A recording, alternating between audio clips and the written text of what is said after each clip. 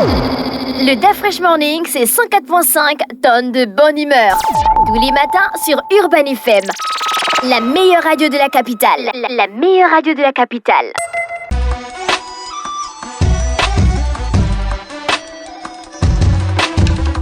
Vous êtes sur les 104.5 Urban FM et la station urbaine. On a avec Jean-Paul. Jean-Paul, bonjour. Bonjour DAF Fresh. Comment tu vas ce matin? Ça va très bien. Je parie que tu vas nous amener au Nigeria. Non, mais pour le moment, nous sommes en attente des résultats définitifs de l'élection au Nigeria. Il faut savoir que c'est des élections qui ont réuni près de 90 millions de personnes. Alors, il semblerait... 90 millions? Oui, de votants, parce que le pays compte à peu près 220 millions d'habitants. Et donc, le pays aussi est vaste et malheureusement, il y a un problème. Les problèmes liés aux infrastructures ont, selon les autorités officielles, eu une incidence sur d'abord l'acheminement des résultats parce qu'il faut centraliser. On est depuis dimanche parce que le vote a eu lieu dimanche. On a commencé à comptabiliser depuis dimanche soir. Alors, il semblerait que dans certaines zones, il faut bien comprendre que le Nigeria, vous avez la partie du nord qui est majoritairement musulmane et qui fait face pour certains États comme l'État de Kano, notamment à la violence djihadiste. Donc ça rend particulièrement difficile la centralisation des résultats et d'abord même l'organisation du scrutin de manière générale en raison de la menace djihadiste liée au groupe terroriste Boko Haram. Et puis, vous avez aussi d'autres régions, notamment un peu plus au sud, notamment proche de ce qu'on appelle la zone du delta du Niger, avec notamment des groupes séparatistes Igbo dans la région du Biafra qui aussi, malheureusement, ont assez perturbé le déroulement du scrutin. Mais ça ne veut pas dire que de manière globale, ces perturbations puissent mettre à nu, puissent porter atteinte à la crédibilité de ce scrutin. Donc, nous, on attend toujours. Moi, je préfère attendre les résultats finaux. Attendre le résultat final pour pouvoir commenter en regardant État par État, notamment en regardant les États du Nord et ceux du Sud. Pour le moment, la commission fédérale électorale transmet des résultats État par État et donc on attend cette consolidation-là. C'est une élection aussi qui, semble-t-il, va être très serrée entre les deux candidats, les deux principaux candidats. Ça va être serré, pourquoi? Parce qu'on a le challenger le président Buhari qui a fait 2 mandats et donc il ne pouvait plus se représenter pour un 3e mandat, qui lui est un peu dans une situation un peu particulière, c'est que il ne peut pas, comment dirais-je, critiquer le bilan de son prédécesseur parce qu'ils font partie du même sérail. Mais aussi, mais il a du mal à en tirer profit parce que si on doit être honnête, le bilan du général Buhari n'est pas très reluisant. Parce qu'il avait été élu avec la promesse de mettre un terme ou du moins porter un coup fatal à la menace terroriste, notamment au groupe Boko Haram. Et on est très très loin de ce résultat-là. Et puis il y a aussi la situation économique. Bien que le Nigeria soit la première puissance économique du continent, c'est aussi le plus grand producteur de brut du continent. Mais ce pays-là fait face à de graves difficultés économiques. D'abord, la sortie 2 années de pandémie qui ont mis à mal son économie. Et puis aussi, on a de gros problèmes d'infrastructure, notamment sur le plan énergétique.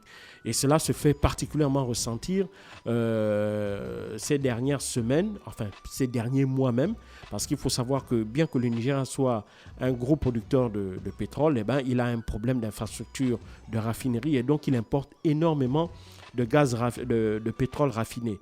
Et donc on assiste à des scènes totalement ahurissantes avec devant les stations-service des kilomètres et des kilomètres de personnes qui essayent d'avoir du carburant. Et il y a aussi la deuxième crise qui est liée à l'introduction des nouveaux billets de Naira, qui est la monnaie officielle du Nigeria. Il semblerait que l'opération en elle-même n'ait pas été bien organisée par la Banque centrale nigériane. Et donc aujourd'hui, on se trouve d'un côté avec une insuffisance de billets sur le marché. Et donc ces nouveaux billets ayant du mal à être écoulés, le gouvernement avait donné, la Banque centrale avait donné un calendrier visant à rapidement échanger les anciens Naira contre les nouveaux, mais faute de nouveaux billets, on se retrouve dans une espèce de comment dirais-je, presque comme une espèce de désordre dans la mesure où, d'un côté, les commerçants n'ayant pas été aussi suffisamment sensibilisés sur ces nouvelles coupures, ont du mal à les accepter. Donc, et les banques, apparemment, ne sont pas suffisamment approvisionnées pour pouvoir justement mettre en circulation ces nouvelles coupures de Naira. Donc, tout ça aussi ajoute un peu de la panique auprès des Nigérians, d'autant plus que la Banque centrale a donc dû revoir la période de récupération des anciens billets de Naira. C'était d'abord prévu pour à peu près 3 mois, mais je crois que ça a été repoussé jusqu'à 1 an, donc le temps pour la Banque centrale de se préparer. Donc, c'est un peu dans cette atmosphère-là, liée aussi, bien entendu, à la recrudescence de la violence djihadiste dans certains États du nord du Nigeria. Donc, c'est un peu dans ce climat-là que Mahamadou Buhari met un terme à son deuxième mandat. Et puis, bon, vous avez en face, vous avez 2 challengers. J'y reviendrai un peu plus en détail. On a le candidat du parti de Olusegun Obasanjo, qui est l'autre grande formation politique. Et puis, on a un candidat indépendant, qui est un candidat, disons, des jeunes, qui vient sans étiquette et qui également semble peser lui aussi sur cette élection. Mais dans quelle proportion, ça, on n'en sait rien. J'attends véritablement les résultats définitifs pour voir, pour pouvoir analyser la situation au Nigeria. Mais ce matin, nous allons revenir sur le discours fait par Emmanuel Macron à l'Élysée et qui portait sur les orientations de la politique française en Afrique dans les années à venir. C'est un discours que Emmanuel Macron a tenu à faire avant son premier déplacement de son second mandat à la tête de la France. Il faut savoir que ce déplacement va l'amener au Gabon, en Angola et dans les 2 Congos, donc le Congo-Brazzaville et en République démocratique du Congo. Et donc, il s'agissait aussi, d'une certaine manière, pour Emmanuel Macron, de faire l'analyse de la situation française en Afrique, particulièrement dans 2 volets. Dans un volet purement sécuritaire, militaire et sécuritaire, puisque la France est présente sur le plan militaire depuis une 50aine d'années sur le continent africain. Et donc, elle a, depuis le début des années 2010, revu un peu son dispositif africain et elle a revu aussi les missions attribuées à son dispositif militaire. Dans les années 60, c'était pour assurer, d'abord garantir la sécurité ou l'intégrité territoriale de nouveaux États indépendants africains, et puis à côté, apporter une assistance technique et une coopération militaire avec les différentes armées de ces jeunes nations nouvellement indépendantes et qui étaient anciennement des colonies françaises. Et puis, avec la chute la chute de l'Union soviétique dans les années 90, il va y avoir une première transformation de cette présence militaire africaine. Là, la France va beaucoup plus se tourner vers la coopération avec les armées des États, et puis apporter un appui technique aussi, toujours une assistance militaire. Il ne va pas y avoir dans un plan pratique, il ne va pas y avoir en fait un changement des missions dévolues à la puissance, aux forces françaises sur le continent africain, même s'il va y avoir, à partir du milieu des années 90, quelques renégociations des accords de défense qui avaient été passés avec les pays africains dans les années 60.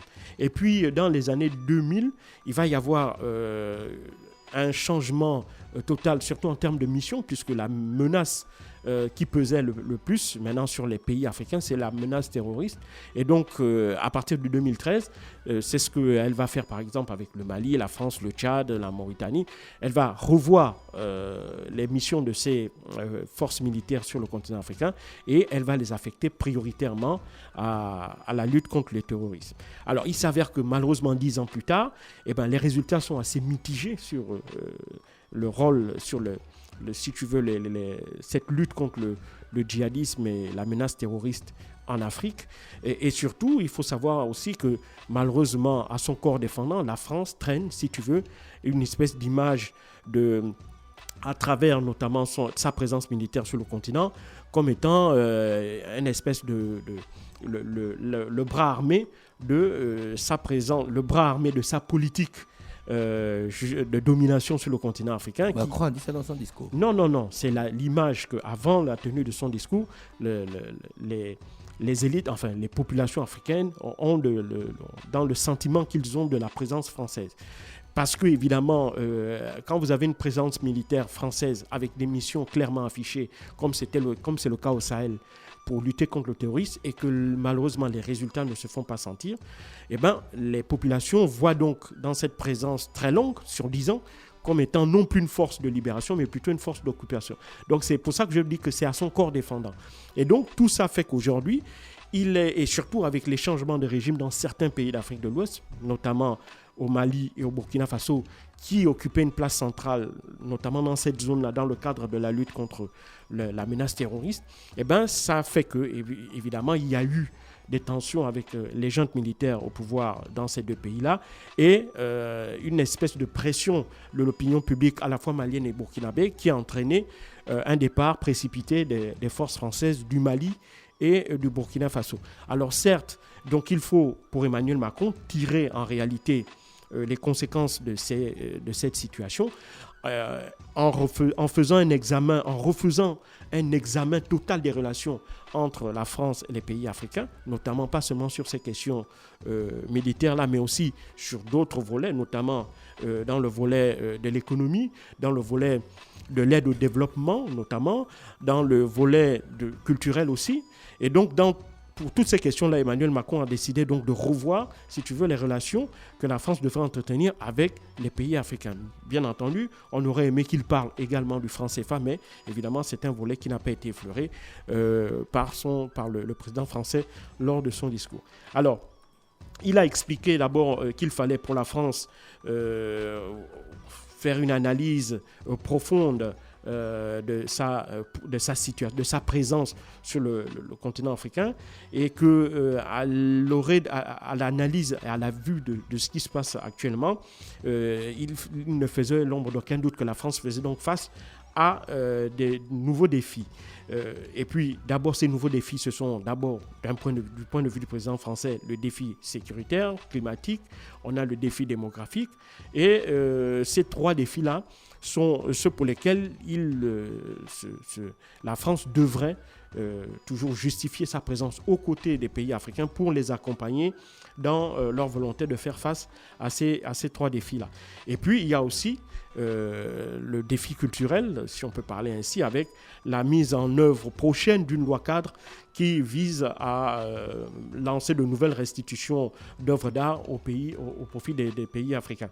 Et puis, il faut savoir que pour ce qui concerne malheureusement le défi sécuritaire, il y a bien entendu la lutte contre la menace djihadiste dans le Sahel, en dépit du fait qu'il y a eu une annulation totale, enfin un rejet total de l'accord de défense qui liait la France avec le Mali, qui avait été négocié notamment sous François Hollande en 2013. Et il y a aussi une dénonciation de cet accord de défense-là par la junte du capitaine Traoré au Burkina Faso. La France a donc dû précipiter son départ à la fois du Mali et du Burkina Faso, et donc ça l'amène à revoir l'ensemble du dispositif, de son dispositif sur le sol africain. Alors, qu'est-ce qu'a décidé Emmanuel Macron ? Eh bien, il a décidé qu'effectivement, il a tenu compte de l'analyse qui considère que les forces françaises sont considérées comme des forces d'occupation parce que selon lui, elles sont trop visibles. Trop visibles pourquoi ? Parce que ce sont elles qui étaient jusqu'à présent, qui occupaient les avant-postes de la lutte contre le djihadisme. Et donc, par conséquent, s'il n'y a pas de résultat, il est clair et c'est tout à fait normal que ce soit elles qui soient considérées comme celle qui est à l'origine de l'échec. Et c'est un véritable échec si on regarde de manière lucide et froide la lutte contre le terrorisme au Sahel. Ce n'est pas un succès, c'est un échec. Plusieurs experts français le disent notamment. Et donc face à cela, il a donc décidé un peu, en tenant compte aussi de l'arrivée de nouveaux acteurs sur le continent africain. Il faut savoir que les mauvais résultats sur le plan sécuritaire, sur le plan de la lutte contre le djihadisme, a fait que, évidemment, donc, l'image de la France a été fortement effritée, et c'est sur cette vague-là de défiance de la part notamment des populations africaines, pas des élites. Les gouvernements continuent de coopérer énormément avec la France. Malheureusement, ce sont les populations, les opinions publiques qui poussent, notamment au Mali et au Burkina Faso, les différents gouvernements à couper ces accords de coopération-là. Et donc, c'est dans ce climat-là que, évidemment, d'autres acteurs arrivent pour s'imposer. On le voit notamment avec la Russie au Mali et très certainement au Burkina Faso, puisque en dépit même des mauvais résultats engendrés par la junte malienne ces dernières semaines avec un certain nombre d'attentats ou un certain nombre d'embuscades dont qui auraient fait énormément de victimes parmi les soldats maliens, ça n'a pas remis en cause de la part des opinions publiques maliennes le rôle de l'armée dans ces affaires-là. Et donc, l'armée reste droit dans ses bottes et continue à accentuer sa coopération militaire, notamment avec la Russie. Et puis, il y a d'autres acteurs, on ne le dit pas assez, qui commencent à grappiller, à part la Russie, qui veulent aussi arriver petit à petit sur le continent. On a, par exemple, les Turcs qui ont déjà un pied-à-terre en Libye, et donc qui aussi, les Turcs ne sont peut-être pas aussi de gros exportateurs d'armes, mais ils ont une industrie militaire et ils voudraient aussi ravir des parts de marché sur le continent. Et donc tout ça fait que il y a aussi la Chine, bien entendu, la Chine qui a une base à Djibouti, et donc la Chine qui ne s'est peut-être pas encore déployée parce que ce n'est pas son objectif. Son objectif, c'est de maintenir surtout des relations économiques étroites avec les pays africains. Et donc c'est aussi en voyant un peu le succès de la Chine d'un côté et en voyant que, en mettant le tout sécuritaire devant et en pensant que les seules relations historiques que la France a entretenues avec ses anciennes colonies devaient lui permettre de continuer à garder cette position privilégiée qu'elle avait, ça ne marche plus parce que la réelle politique veut qu'aujourd'hui, à cause de la mondialisation, les pays africains réclament plus de liberté et donc aient la possibilité de choisir des partenariats. Et donc cette multiplication de partenaires qui cognent à la porte des États africains fait que la France se sente de plus en plus, soit moins privilégié, soit de moins en moins privilégié sur ce point-là. Et donc, Emmanuel Macron a tiré donc, les conséquences de cette situation et donc il a décidé de revoir l'ensemble des dispositifs.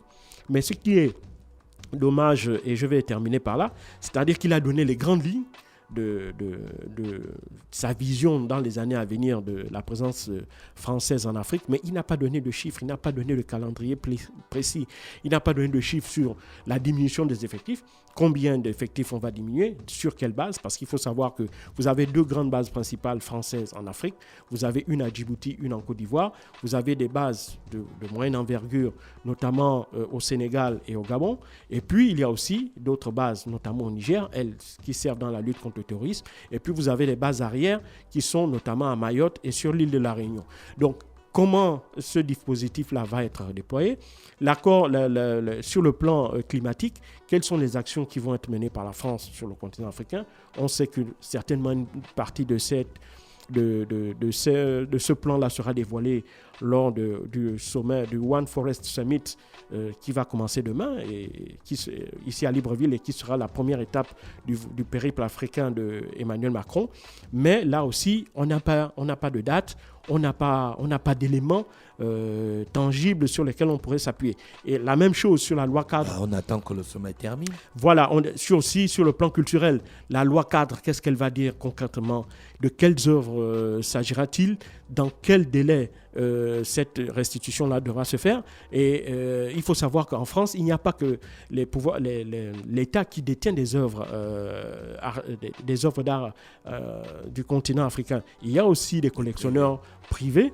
Qu'est-ce que l'État va faire pour inciter ces collectionneurs privés-là à restituer ces œuvres d'art en Afrique? Donc tout ça, malheureusement, ce n'est pas chiffré et c'est un peu ce que je trouve vraiment dommage dans ce discours-là dont, évidemment, nous, les Africains, nous attendions beaucoup. Mais rien n'est perdu puisqu'il aura un périple dans 4 pays africains. On espère que durant ces différentes étapes-là, il pourra développer de manière plus approfondie, justement, sa vision de la présence française sur le continent africain. Merci Jean-Paul avec nous ce matin sur les 104.5 Urban FM, la station urbaine dans le Da Fresh Morning. On était dans l'actualité internationale. On se retrouve juste derrière. Restez connectés.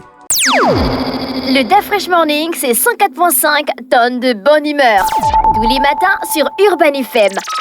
La meilleure radio de la capitale. La meilleure radio de la capitale.